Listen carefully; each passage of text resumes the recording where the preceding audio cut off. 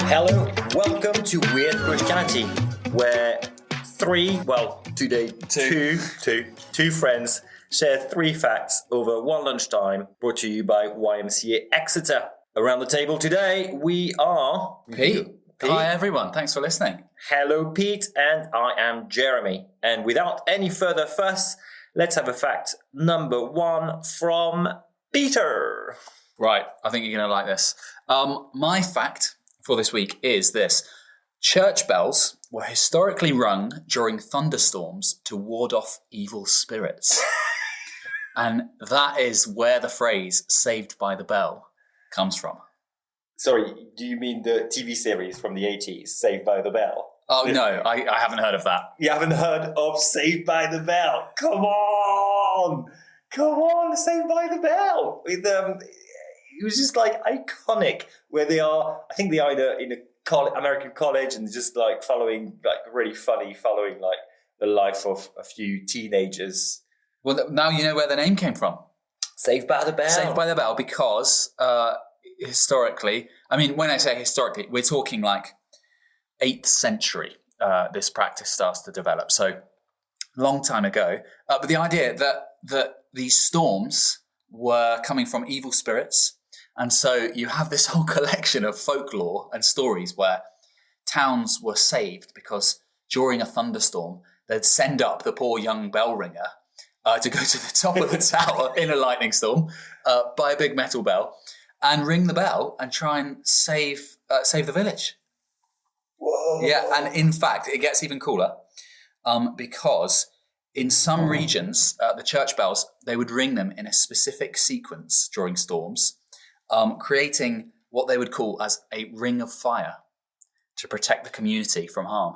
Oh, hang on. There is a song about the Ring of Fire. Yeah. Oh, Johnny Cash. Yep. Johnny Cash. I don't know if that one's about bells. But there we go. Church bells, evil spirits. I think we've kind of changed our understanding of the weather since then. But church bells are still rung. I mean, it's interesting, isn't it? Because they are on churches, because they're not explicitly mentioned in the Bible in any way, shape, or form. Apart that, in one of the Psalms, and this is the idea of Paulinus, the bishop of Nola, that campaigned to have bells, church bell, his idea was make a joyful noise. Okay. So ringing the bell was about making a joyful noise and we're talking like 400 AD. So that's when they started getting bells. Yeah, on churches. Wow, it's amazing what gets ingrained into church culture.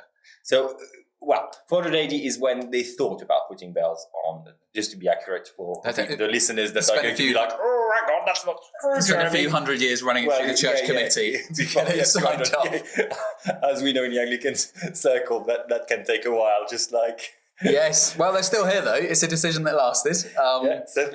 It's difficult to move, isn't it? It's just quite heavy bells. Yeah, we don't get much bells in the Bible. We do get lightning talked about and storms. Yeah. But again, it's not really this idea that evil spirits are causing thunderstorms. Mention of lightning, I was looking at the Book of Enoch. The Book of Enoch talks about lightning in the Book of the Watchers. So Book of Enoch is an apocrypha? It's a ancient Jewish religious work. Okay. So it's not even an apocrypha, it's just basically something that is related to the Bible, but is not in the Bible. Well, it is in the Ethiopian Orthodox Church's Bible. Wow! How cool is that? They are the ones who just kind of led to, very influenced Rastafarianism. Ethiopia and Rastafarianism have big links. It may be. I think so. There is a king that is just linked to Rastafarianism. Yeah, cool. Well, I mean, the wild thing with the Book of Enoch and the Ethiopian church is that we only found, as in scholars only kind of found the Book of Enoch in, I think it was the late 18th century, when a Scottish explorer visits Ethiopia and realizes that they've had this book, First Enoch, for centuries. And he's like, oh, you guys have got this book. Where did it come from? Brings it back over, studies the thing. And he brought back several manuscripts. That's how we kind of worked out what First Enoch is about. But it talks about lightning in relation to kind of the celestial realm and the actions of the fallen angels, all this stuff. So maybe there's some kind of bell links in there somewhere, but there we go. Yeah, I mean, the church bell history is a very interesting thing because it was just, you had paid bell ringers in Elizabethan times, but they were too political. So that's why you don't have any paid bell ringers now. Wow. Well, I'll tell you what, when I got married, we had to pay 120 quid to get the bells rung at the church.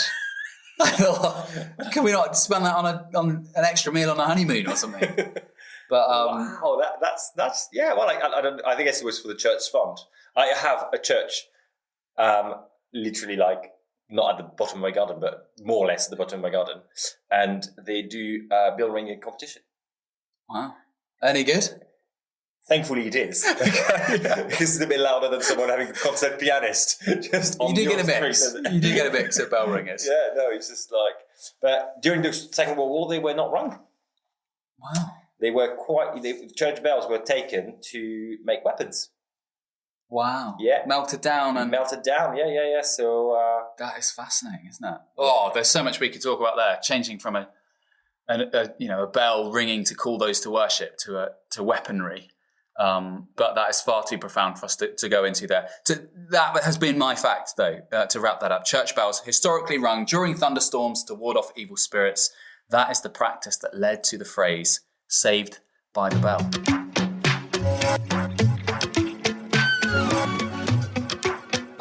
Jeremy, I'm aware you have a fact to share with us as well. My fact is I feel my fact is very cool.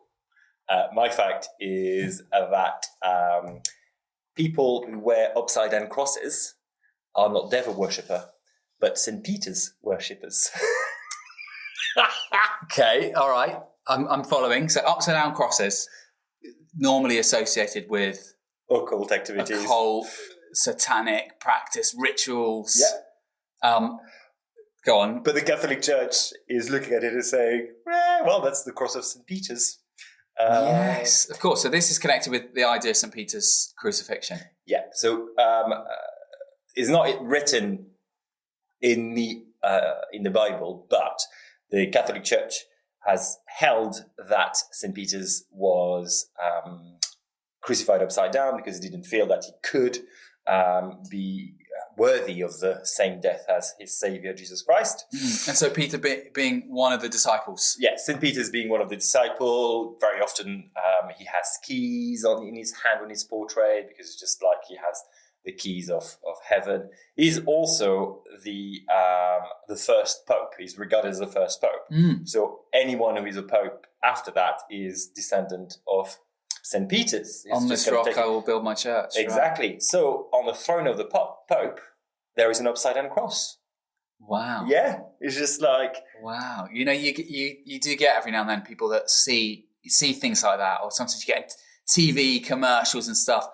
Look in the corner, they've hidden this symbol that's, dodgy practice. I'm sure lots of people have spotted an upside-down cross on the Pope's throne and thought... Oh, devil. Yeah. Nothing to do with devil. It's just like, literally, it's got everything to do with a Christian fact. So there were this horror movie where during the exorcism of that child, all the crosses comes upside down and kind of... Well, any Catholic person looking at it would have been like, oh, St. Peter's has arrived, rather than, oh, the devil is here.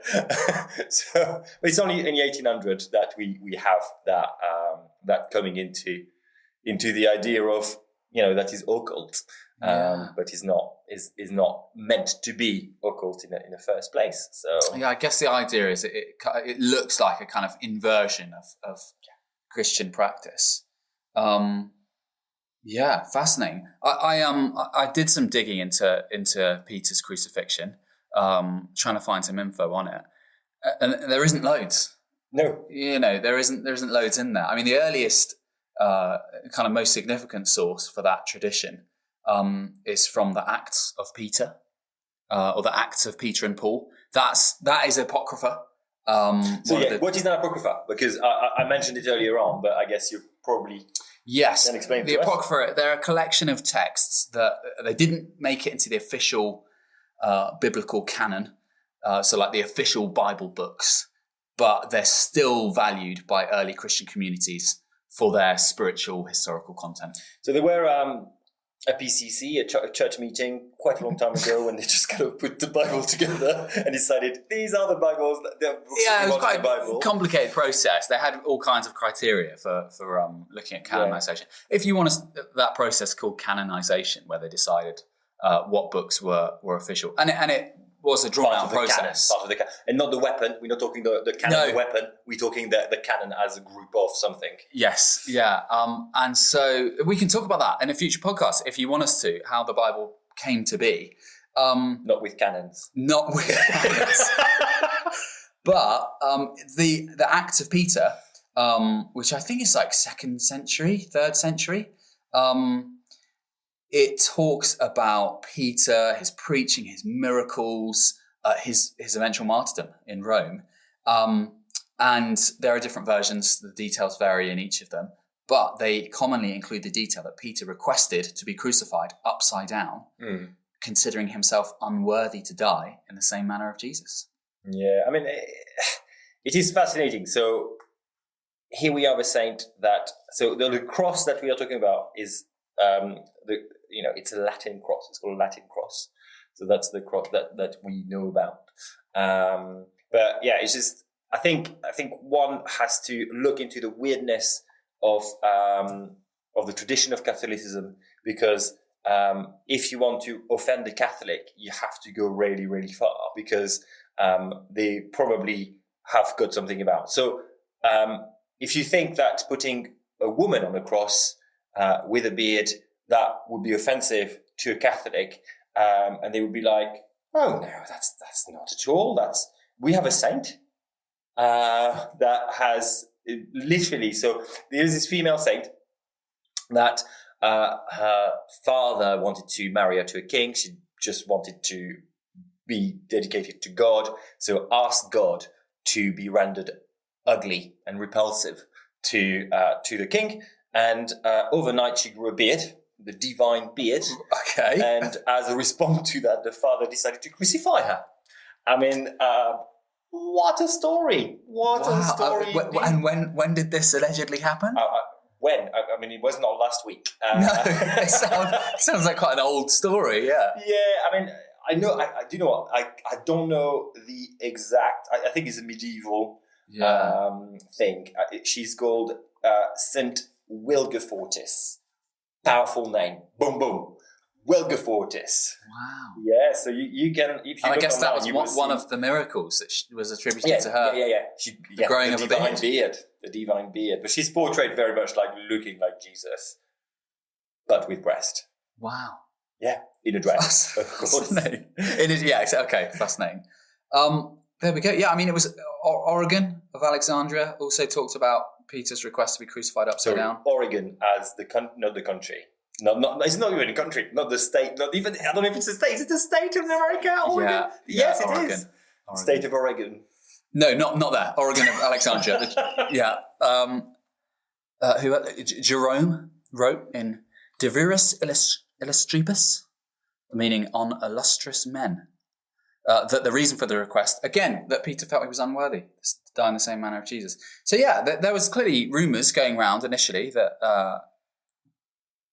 in the Acts of Peter, that's the final interesting thing on here, the author writes that Peter's request to be crucified upside down was to make a point that the values of those crucifying him were inverted themselves, emphasising that they needed to look beyond those values to Jesus. So it was like a kind of outreach. You guys have got it all upside down, so crucify me upside down. So it's interesting because in occultism, there's a lot of things that are portrayed upside down. Pentagrams upside down and churches upside down. It's a relatively like recent thing. We're talking like 19th century. But it's all to do with Baphomet. What a strong name! Baphomet is this.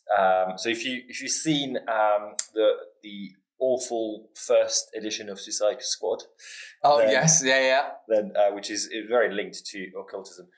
there is a picture of Baphomet, so the big kind of person. Well, it's not a person. He's got the body of a human and the head of a what's the animal with the big horn? Rhino? Not the horn in the front, but more the horn on the head. Unicorn? Not one horn, but two horns. A goat? Goat. Okay. A uni-goat.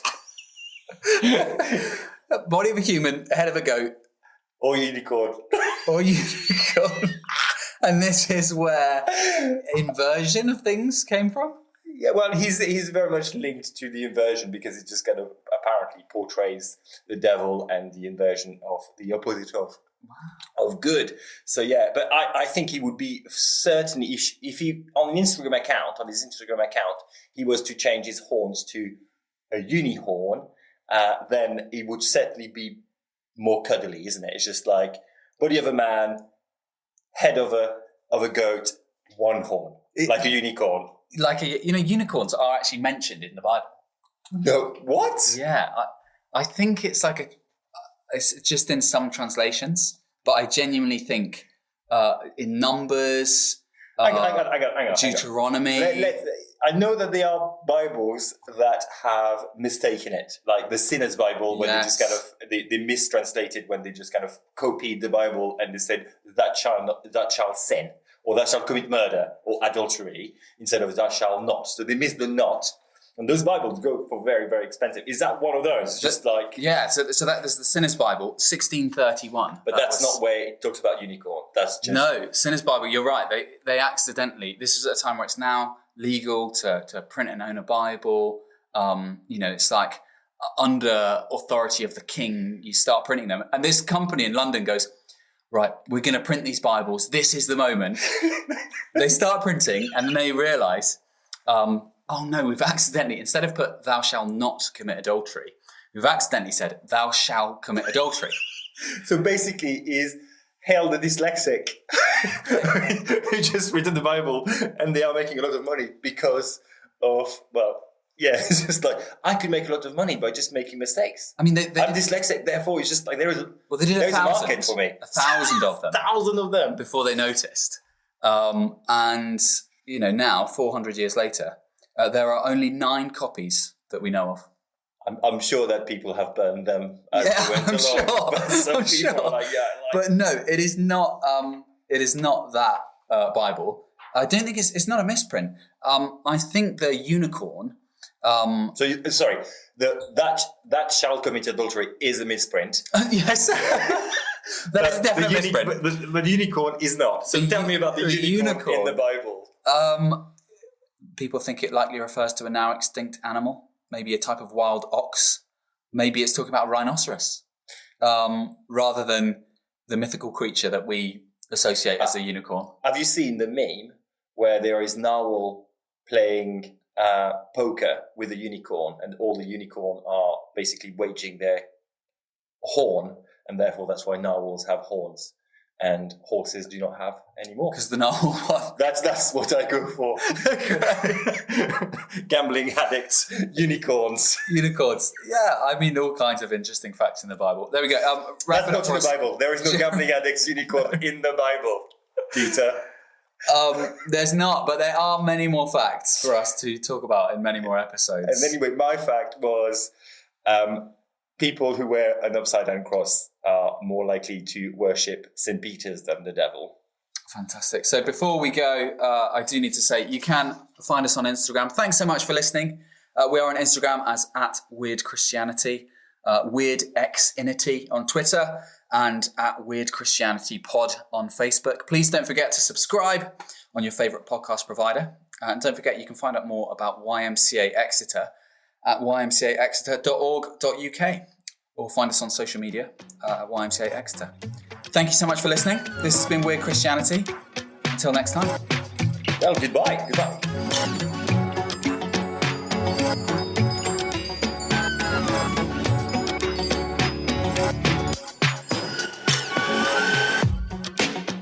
Did you know, Peter, that every time you say pod like this, it reminds me of coffee pod? Just saying that. The worst way to have coffee. Oh, almost after instant coffee.